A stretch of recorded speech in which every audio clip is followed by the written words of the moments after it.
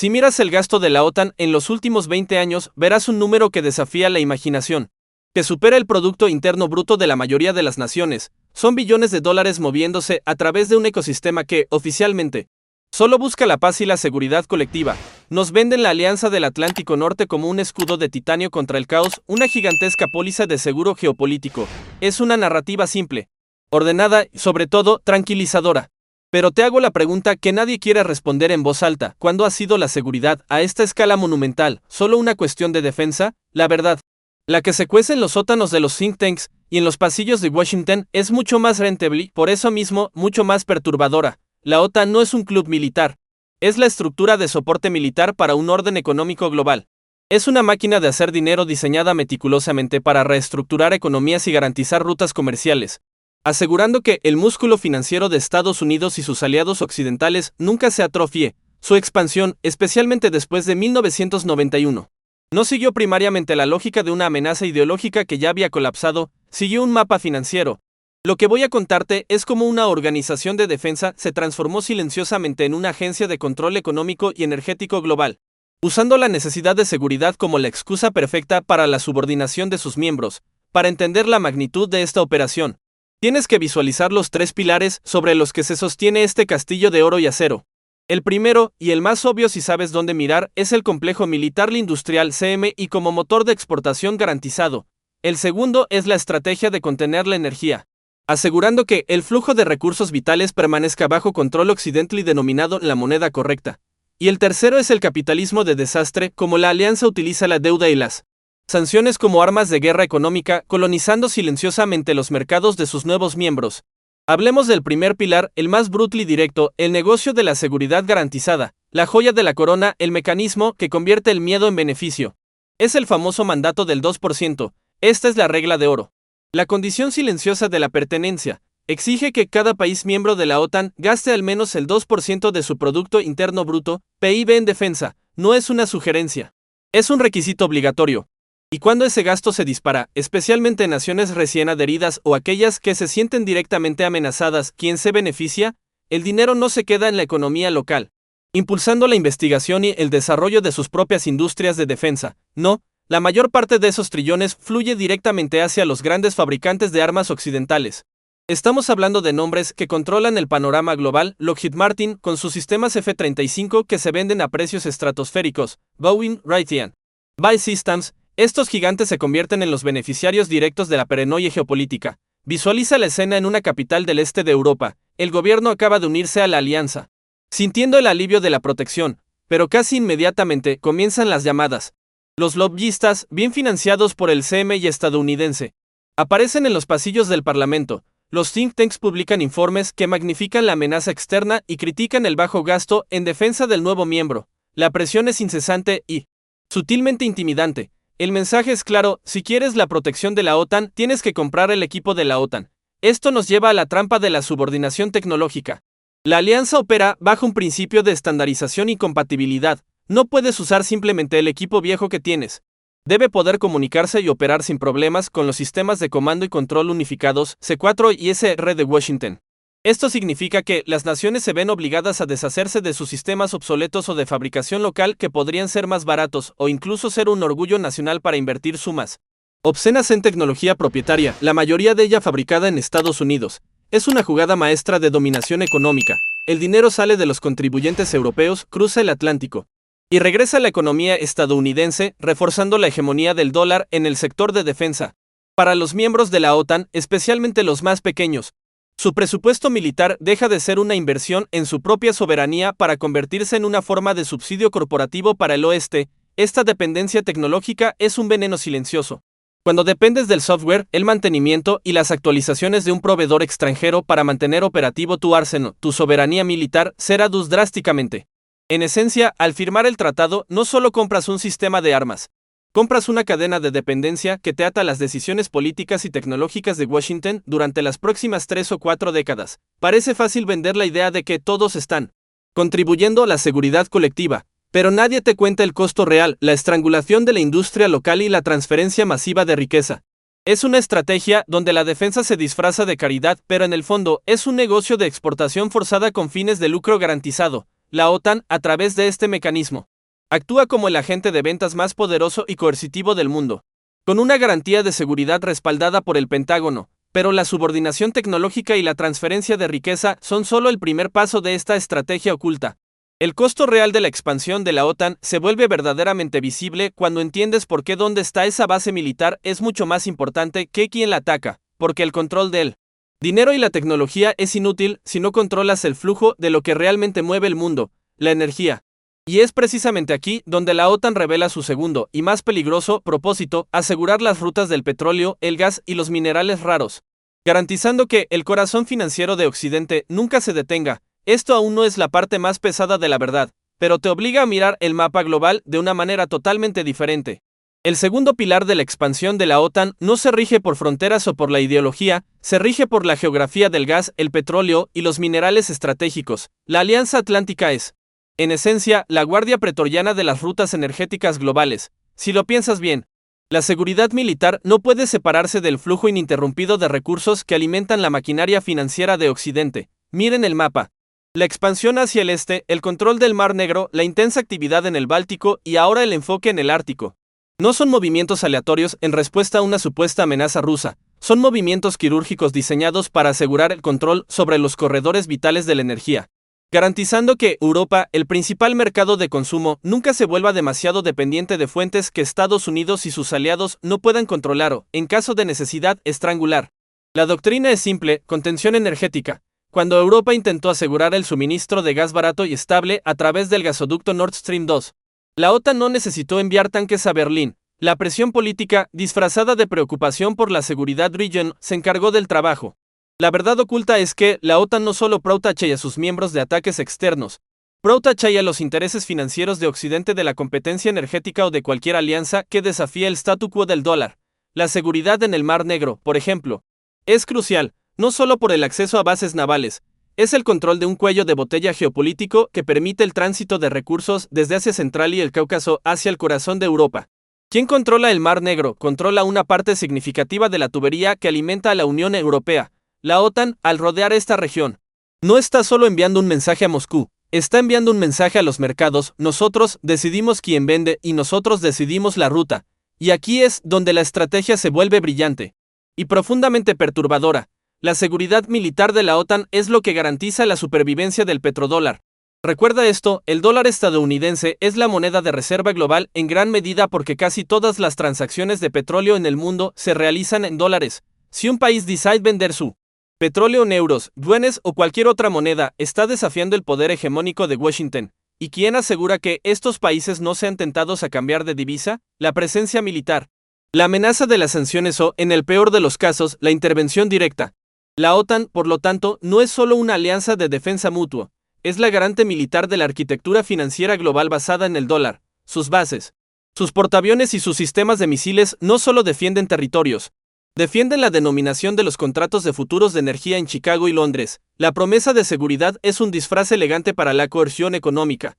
Imagina la situación de un país productor de energía fuera de la órbita occidental. Si ese país intenta utilizar su recurso vital para obtener verdadera soberanía, automáticamente se convierte en un riesgo para la seguridad global. De repente, su política interna es objeto de escrutinio internacional. Su líder se vuelve un dictador y, en poco tiempo, la maquinaria de la OTAN o sus aliados se pone en marcha. No para proteger a los ciudadanos, sino para proteger el flujo del petróleo y la primacía del dólar. Pero el control de las rutas energéticas y la subordinación tecnológica no son suficientes para garantizar la expansión del poder, para que el sistema neoliberal occidental se incruste profundamente. En las nuevas naciones miembros se necesita un tercer mecanismo: el capitalismo de guerra o, como lo llaman algunos analistas, el capitalismo de desastre. Este es un concepto bruto que opera en la oscuridad. Se basa en la premisa de que la crisis, el conflicto o la necesidad urgente de seguridad son las mejores herramientas para forzar reformas económicas que, en tiempos de paz, serían políticamente imposibles de implementar. Piensa en los países de Europa del Este que se unieron a la OTAN después de la Guerra Fría. De repente, tenían la protección militar del bloque occidental, un bien invaluable, pero esa protección no viene gratis. Viene con condiciones implícitas, aunque nunca totalmente declaradas en el tratado fundacional, para cumplir con el mandato del 2% del PIB en gasto militar que, como ya vimos, beneficia a Lockheed Martin. Estas naciones necesitan dinero, ¿Y si sus economías post-soviéticas están débiles, a dónde van a buscarlo? Al Fondo Monetario Internacional FMI o al Banco Mundial. Aquí es donde el capitalismo de guerra entra en juego. Los préstamos de ayuda, supuestamente para modernizar la defensa, vienen con una letra pequeña letal, la necesidad de ajustar sus economías. Esto significa, invariablemente, privatizar empresas estatales rentables, telecomunicaciones, energía, minería, abrir sus mercados a la inversión extranjera sin restricciones y desmantelar regulaciones laborales y ambientales que podrían ralentizar el flujo de capital occidente. En este modelo, la OTAN no es solo una alianza militar, es el ariete que abre las puertas económicas. La promesa de seguridad se convierte en el chantaje perfecto para forzar a las naciones a adoptar el consenso de Washington. Los gobiernos se ven obligados a elegir entre la protección militar contra un vecino histórico y la entrega de sus activos nacionales a corporaciones transnacionales. Es un trueque macabro. Intercambia soberanía económica por seguridad militar.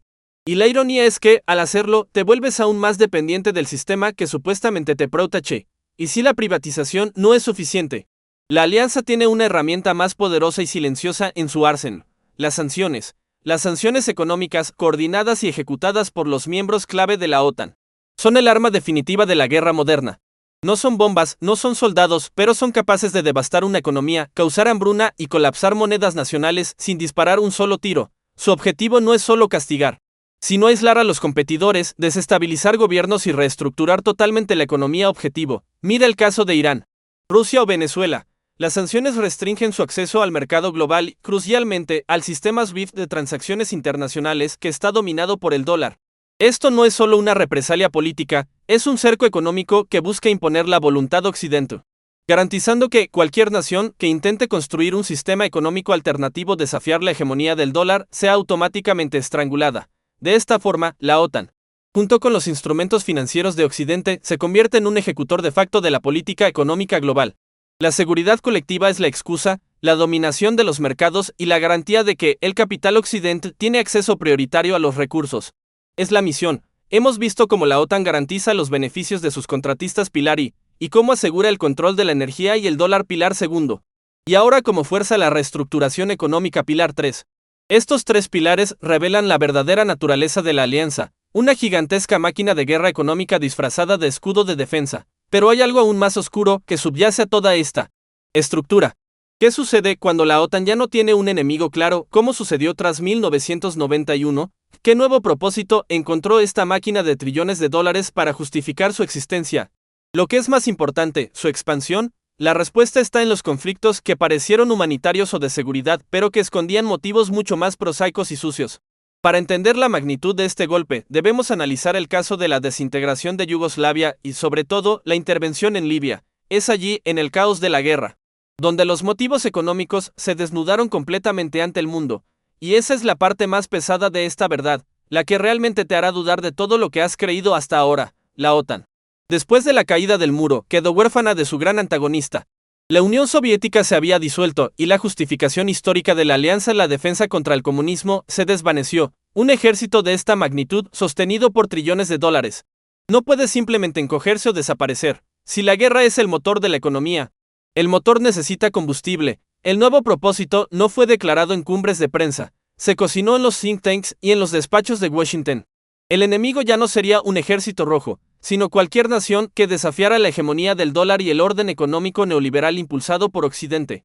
Conocido informalmente como el Consenso de Washington, la OTAN, de pronto, se transformó en el brazo ejecutor militar de la globalización financiera. Su nueva misión era garantizar la estabilidad de los mercados, incluso si esa estabilidad requería desestabilizar naciones enteras. Para entender cómo se aplica esta doctrina, tenemos que mirar los conflictos que se vendieron como luchas por la libertad o intervenciones humanitarias, pero que en el fondo eran operaciones de reestructuración económica y control de recursos. El primer gran laboratorio fue la desintegración de Yugoslavia. Si miras la superficie, ves limpieza étnica, tensiones históricas y la tragedia balcánica. Pero si rasgas esa capa, encuentras una economía socialista fragmentada, llena de activos estatales valiosos y rutas comerciales estratégicas, lo que para el mundo era un infierno humanitario. Para el capital occidental fue una oportunidad de oro. La guerra no solo destruyó el Estado, también atomizó la economía, creando pequeños estados sucesores desesperados por ayuda financiera y, crucialmente, obligados a abrir sus mercados. La intervención militar garantizó que la reconstrucción sería gestionada por empresas occidentales. Que la deuda sería asumida bajo las condiciones del FMI y el Banco Mundial, donde la influencia de la OTAN es palpable, y que los sectores estratégicos, desde telecomunicaciones hasta minería, serían subastados a precios de saldo en un proceso de privatización salvaje. Piénsalo bien. ¿Qué se gana al controlar la región de Kosovo? No solo es un punto geopolítico. Kosovo es un tesoro de recursos minerales, incluyendo lignito, níquel y, lo más importante, grandes reservas de zinc, cadmio y oro. La paz, impuesta por la OTAN, aseguró el acceso a esos recursos. El caos fue la llave que abrió la caja fuerte. Yugoslavia fue el ensayo general.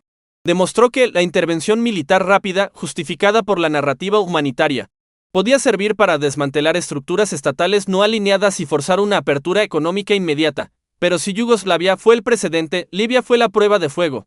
El conflicto que desnudó la verdad económica más bruta. En 2011. La narrativa era clara: Muammar Gaddafi era un tirano que masacraba a su propio pueblo y la OTAN intervenía para proteger a los civiles. Esa es la historia que se contó y se repitió hasta el cansancio. Pero detrás de los comunicados de prensa había un miedo mucho más profundo y tangible en los círculos de poder occidental. Un miedo que no tenía nada que ver con los derechos humanos y sí con el futuro del dólar. Gaddafi, durante años, había estado impulsando un plan que era un anatema para Washington y París: la creación de una moneda panafricana respaldada por oro, el dinar de oro. Su objetivo era utilizar esta nueva divisa para el comercio de petróleo y otros commodities africanos, creando una alternativa real al dólar y al euro. Imagina la magnitud de esta amenaza. Si África, rica en recursos, comenzaba a comerciar energía fuera del sistema del dólar, el petrodólar se vería fatalmente comprometido. El petrodólar no es solo una convención, es el mecanismo que obliga a todas las naciones a mantener grandes reservas de dólares para comprar petróleo, inflando artificialmente el valor de la moneda estadounidense y financiando la gigantesca deuda de Estados Unidos. Es el pilar sobre el que se asienta la supremacía económica global de Occidente. Gaddafi no solo amenazaba con crear el dinar de oro, se había asegurado de poseer más de 143 toneladas de oro y una cantidad similar en plata. Tenía el capital físico para comenzar el proyecto. Este movimiento fue la línea roja que selló su destino. No fue un crimen de guerra lo que detonó la intervención de la OTAN. Fue un crimen económico. Documentos internos que más tarde se filtraron revelaron que la preocupación central de Francia era la amenaza del dinar de oro a la moneda francesa y su influencia en África. La preocupación estadounidense era la seguridad del petrodólar. La coartada humanitaria fue simplemente la herramienta mediática para justificar la operación militar. La primera orden, ejecutada con precisión quirúrgica antes de que el polvo se asentara, fue asegurar las reservas de oro y neutralizar el Banco Central. Una maniobra que desmanteló la soberanía financiera libia en cuestión de horas. La OTAN actuó como un equipo de cobro a gran escala, asegurándose de que ese capital no pudiera ser utilizado para desafiar el sistema monetario global. Observa el patrón. En ambos casos, Yugoslavia y Libia, el resultado de la intervención de la OTAN fue la destrucción de un Estado central. La eliminación de una amenaza económica, ya fuera el socialismo de Estado, el dinar de oro y la apertura inmediata de los mercados de energía y recursos a la influencia occidental. Esto nos lleva a una conclusión perturbadora sobre el verdadero enemigo de la OTAN en el siglo XXI. El enemigo no es el terrorismo, no es la dictadura, no es ni siquiera la expansión de Rusia o China per se. El enemigo de la OTAN es la independencia económica de cualquier nación o bloque que intente construir un sistema fuera de la órbita del dólar. La expansión hacia el este, que hemos analizado a través de los pilares I, 2 y 3, no es solo un mapa de contención militar, es un mapa de inversión y control de rutas. Cada nuevo miembro de la alianza no solo compra un escudo, también se compromete a jugar según las reglas del capitalismo de guerra, garantizando que sus recursos, su posición geográfica y sus futuros contratos militares beneficien directamente a la superestructura occidental. El costo real de la seguridad que ofrece la OTAN es la pérdida de soberanía económica para sus miembros más pequeños y la garantía de ganancias obscenas para sus contratistas más grandes. Es un club donde la cuota de membresía es la sumisión financiera. Y esto es crucial, porque si estos mecanismos de presión y desestabilización han sido aplicados con éxito en el Mediterráneo y los Balcanes, ¿qué lecciones debería aprender nuestra propia región, Latinoamérica, sobre la naturaleza real del poder global y cómo se utiliza la seguridad como una excusa para la dominación económica? La OTAN es, en esencia, la póliza de seguro del capital transnacional. Pero su alcance y su influencia se están extendiendo mucho más allá del Atlántico Norte. Están mirando hacia el Pacífico con un ojo puesto en el gran rival económico, China, y esa expansión hacia el Indo-Pacífico, donde la OTAN no tiene, teóricamente, nada que hacer.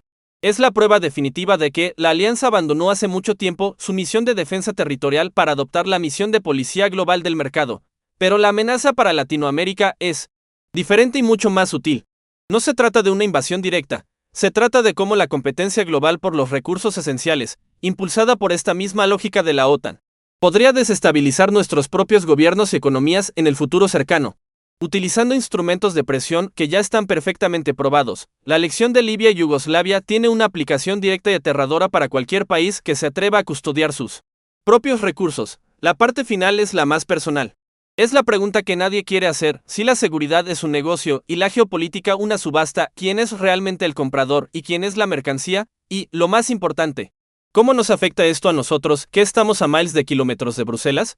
Esto todavía no es el final. Aún nos falta conectar estos puntos directamente con nuestra región y entender cómo estos juegos de poder definen el precio de lo que comemos, de lo que producimos y del futuro de nuestra soberanía nacional. Y la respuesta no es cómoda. Prepárate, porque la conclusión es la que realmente te hará dudar de la neutralidad de todos los grandes jugadores internacionales. Hemos recorrido un camino incómodo, hemos quitado el velo de la Alianza Atlántica y encontrado no solo un escudo militar, sino una sofisticada máquina de control económico, un brazo ejecutor del consenso de Washington. El gasto del 2%, la estandarización tecnológica, las sanciones como arma de asedio, todo apunta a un objetivo que no está en los mapas militares, sino en los libros de contabilidad. La prueba definitiva de este cambio de misión es su expansión más allá del Atlántico Norte. Pregúntate esto: ¿qué tiene que hacer una alianza dedicada a la defensa territorial en Europa con el Indo-Pacífico? La respuesta es simple y brutal: nada que ver con la defensa. Y todo que ver con la contención económica de China. La OTAN se está redefiniendo como la policía global de las rutas comerciales, de las cadenas de suministro críticas y, por supuesto, de la hegemonía del dólar. Cuando Washington y Bruselas hablan de seguridad, en realidad están hablando de la seguridad de sus inversiones. La seguridad de que sus corporaciones mantendrán el control sobre la tecnología y los mercados. Y esto nos trae directamente a nosotros, a Latinoamérica. Estamos a miles de kilómetros de las trincheras de Ucrania, pero no somos inmunes. Al contrario, somos el depósito de los recursos que el futuro va a necesitar desesperadamente.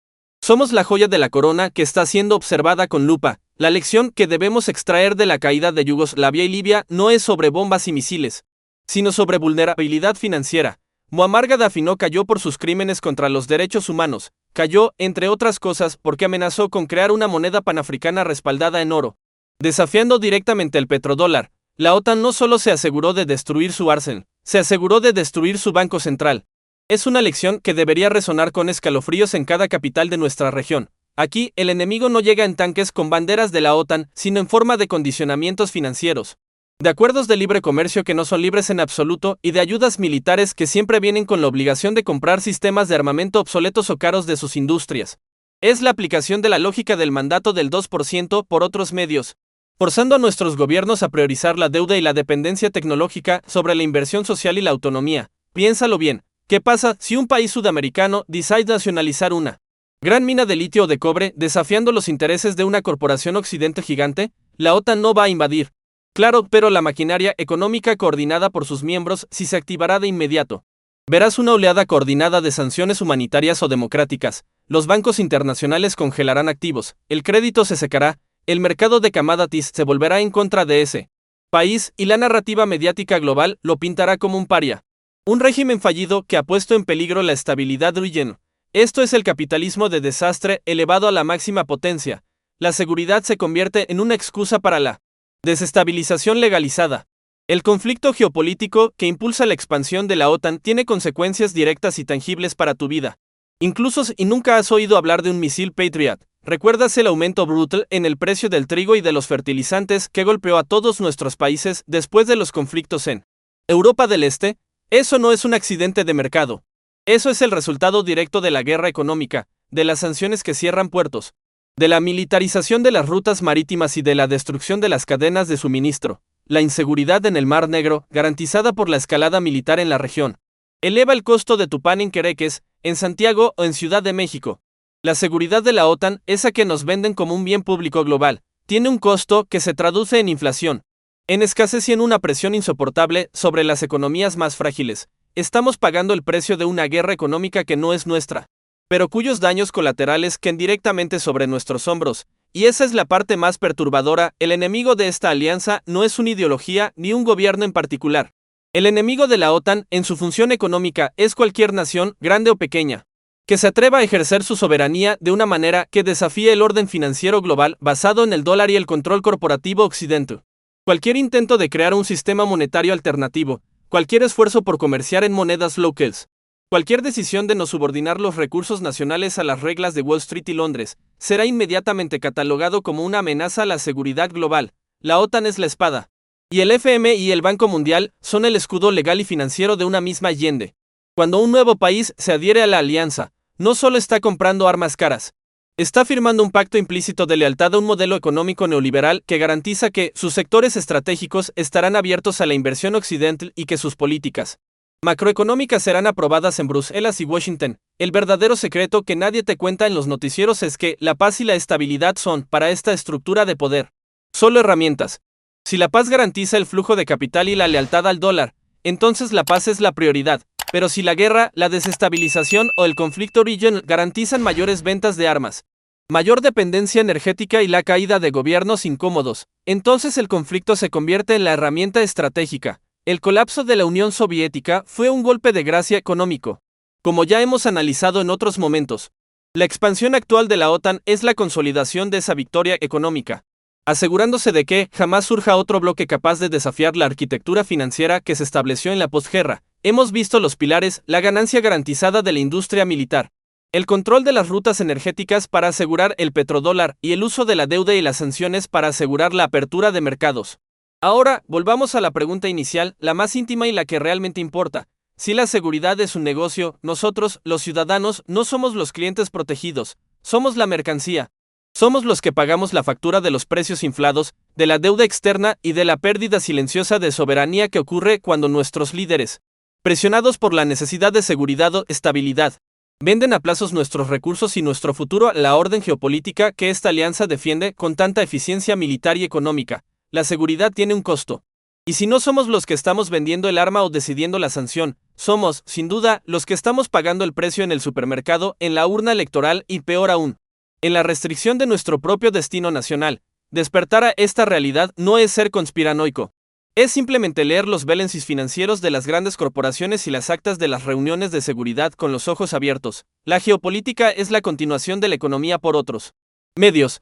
Y la OTAN es, quizás, el mejor ejemplo moderno de esa máxima bruto. Ahora que conoces la verdad detrás del escudo, tienes la responsabilidad de entender que tu seguridad económica está ligada a la soberanía de tu país. Y esa es una lección que no te enseñarán en ninguna universidad financiada por el mismo sistema. Si esta visión de los bastidores del poder te ha hecho cuestionar la narrativa oficial, tienes que compartir esta información.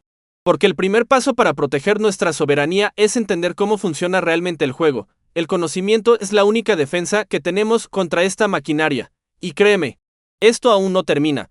Lo que viene ahora es la historia de cómo intentaron replicar este mismo modelo de control total en el corazón de África, usando una guerra civil como excusa para una extracción de recursos sin precedentes. No te lo pierdas.